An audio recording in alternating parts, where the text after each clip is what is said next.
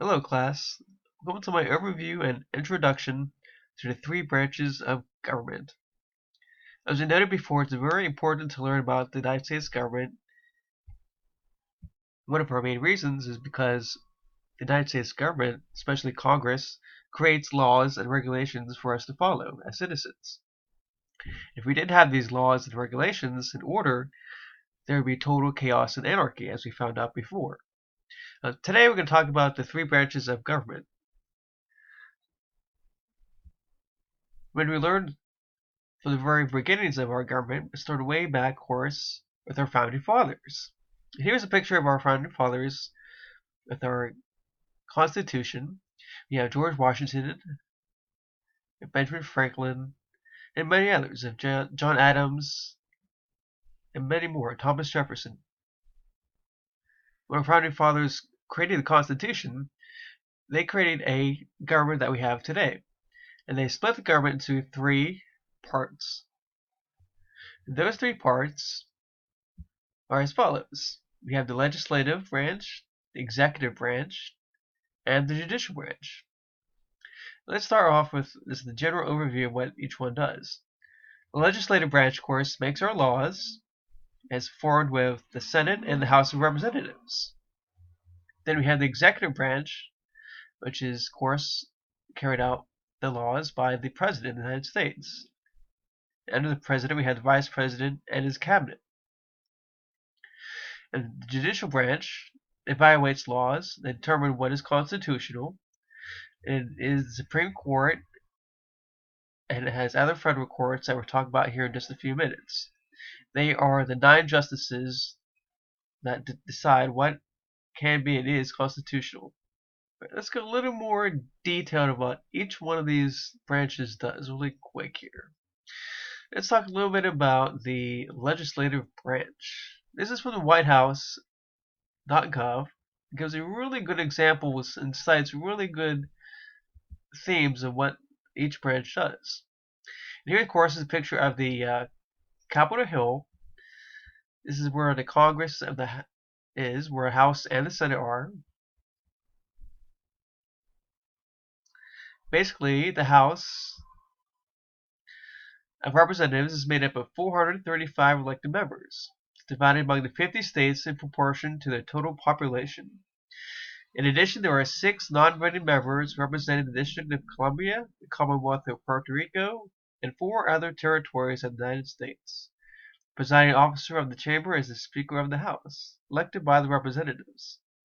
He or she is the third line of succession to the presidency.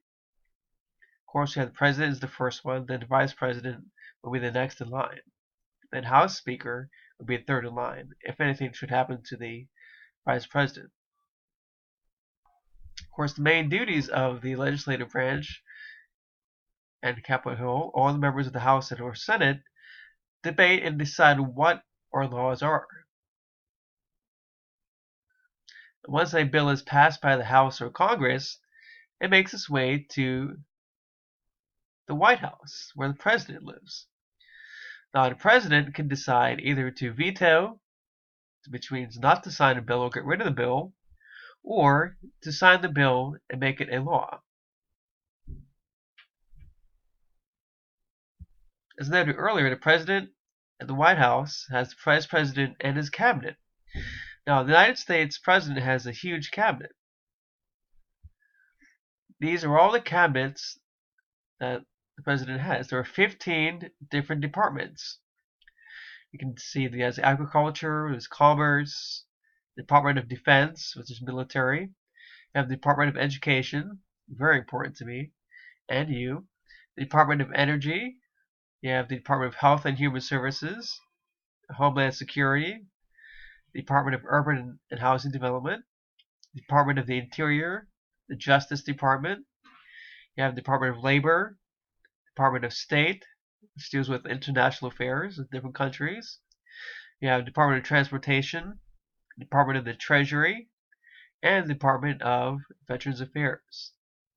Each one of these departments has a secretary, and the secretary reports to the President of the United States. And our third branch is our judicial branch, where the 9 Supreme Court justices decide what is constitutional and not constitutional. The 9 justices serve a lifetime, and they are appointed by President of the United States. The President can choose and nominate who he would like to see on the Supreme Court if and should anyone retire or die. The Supreme Court is very powerful, and as we know, we have many lawyers in our society. And we talked earlier a little bit about how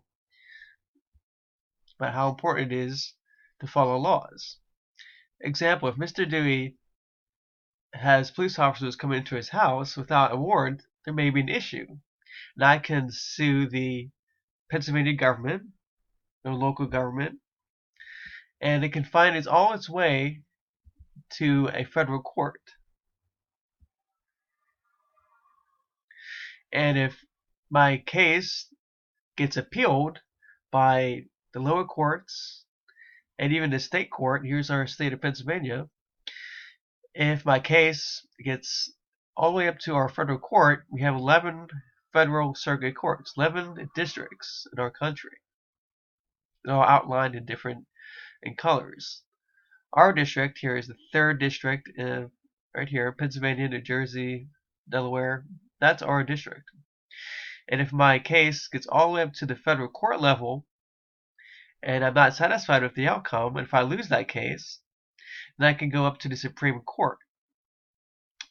And once it's at the Supreme Court, the justices can decide whether if the police actions were constitutional or not constitutional.